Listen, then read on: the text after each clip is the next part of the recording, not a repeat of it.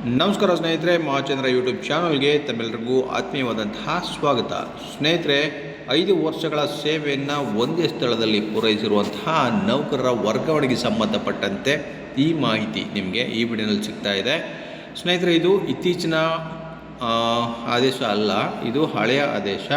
So ನೆನಪಿರಲಿ ಅನ್ನೋ ಕಾರಣಕ್ಕೆ ಒಂಚೂರು ನೆನಪು ಮಾಡೋದ ಕಾರಣಕ್ಕೆ ನಾನು ಈ ವಿಡಿಯೋನ ಮಾಡ್ತಾ ಇದ್ದೀನಿ. ಇದು ಎಸ್ಪೆಷಲಿ ಪೊಲೀಸ್ ಇಲಾಖೆಗೆ ಸಂಬಂಧಪಟ್ಟಂತಹ ಒಂದು ಜ್ಞಾಪನಾ ಆದೇಶ ಆಗಿದೆ.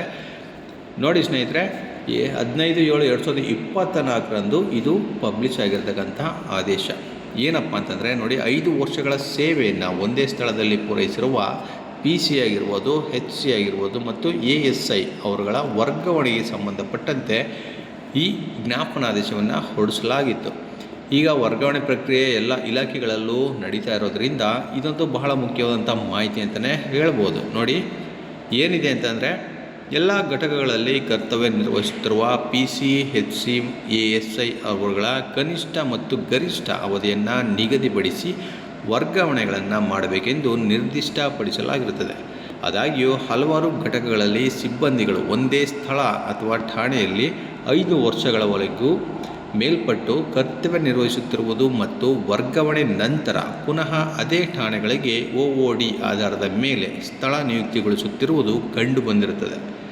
ಆದ್ದರಿಂದ ದಿನಾಂಕ 6/7/2024 ನಡೆದ ಹಿರಿಯ ಅಧಿಕಾರಿಗಳ ಸಭೆಯಲ್ಲಿ ಮಾನ್ಯ ಮುಖ್ಯಮಂತ್ರಿಗಳು ಹಾಗೂ ಗೃಹ ಸಚಿವರ ಸೂಚನೆ ಅನ್ವಯ ತಮ್ಮ ಘಟಕಗಳಲ್ಲಿ ಒಂದೇ ಸ್ಥಳ ಅಥವಾ ಠಾಣೆಗಳಲ್ಲಿ 5 ವರ್ಷ ಸೇವೆ ಸಲ್ಲಿಸಿರುವ ಪೊಲೀಸ್ ಕಾನ್ಸ್ಟೇಬಲ್ ಹುದ್ದೆಯಿಂದ ಪೊಲೀಸ್ ಸಬ್ ಇನ್ಸ್ಪೆಕ್ಟರ್ ಹುದ್ದೆಯವರೆಗಿನ ಅಧಿಕಾರಿ ಮತ್ತು ಸಿಬ್ಬಂದಿಗಳನ್ನು ಕೂಡಲೇ ಬೇರೆ ಠಾಣೆ ಅಥವಾ ಸ್ಥಳಗಳಿಗೆ ವರ್ಗಾವಣೆ ಮಾಡಲು ಮತ್ತು ಯಾವುದೇ ಕಾರಣಕ್ಕೂ ಅಂತಹ ಸಿಬ್ಬಂದಿಗಳನ್ನು ಪ್ರಸ್ತುತ ಕರ್ತವ್ಯ ನಿರ್ವಹಿಸುತ್ತಿರುವ ಸ್ಥಳದಲ್ಲಿಯೇ ಮುಂದುವರಿಸತಕ್ಕದ್ದಲ್ಲ ಎಂದು ಈ ಮೂಲಕ ತಿಳಿಸಲಾಗಿದೆ.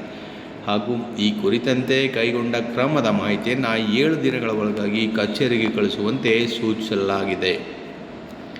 ಡೈರೆಕ್ಟರ್ ಜನರಲ್ ಮತ್ತು ಇನ್ಸ್ಪೆಕ್ಟರ್ ಜನರಲ್ ಆಫ್ ಪೊಲೀಸ್ ಅವರು ಈ ಜ್ಞಾಪನಾ ಆದೇಶವನ್ನು ಹೊರಡಿಸಿದರೆ ಇದು 2024 ಹೊರಡಿಸಿರ್ತಕ್ಕಂಥದ್ದು. 5 ವರ್ಷ ಪೂರೈಸಿರ್ತಕ್ಕಂಥ ಪೊಲೀಸ್ PC ಆಗಿರ್ಬೋದು ಅಥವಾ HC ಆಗಿರ್ಬೋದು ಮತ್ತು ASIಗಳಾಗಿರ್ಬೋದು ಒಂದೇ ಸ್ಥಳದಲ್ಲಿ ಕಂಟಿನ್ಯೂ ಮಾಡೋ ಹಾಗಿಲ್ಲ.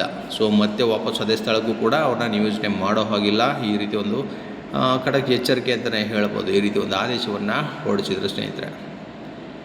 ಸೊ ಇದಿಷ್ಟು ಇವತ್ತಿನ ಮಾಹಿತಿ. ಇದೇ ರೀತಿ ಮತ್ತಷ್ಟು ಮಾಹಿತಿ ಜೊತೆಗೆ ನಿಮ್ಮನ್ನ ಭೇಟಿ ಮಾಡ್ತೇನೆ. ನಮಸ್ಕಾರ.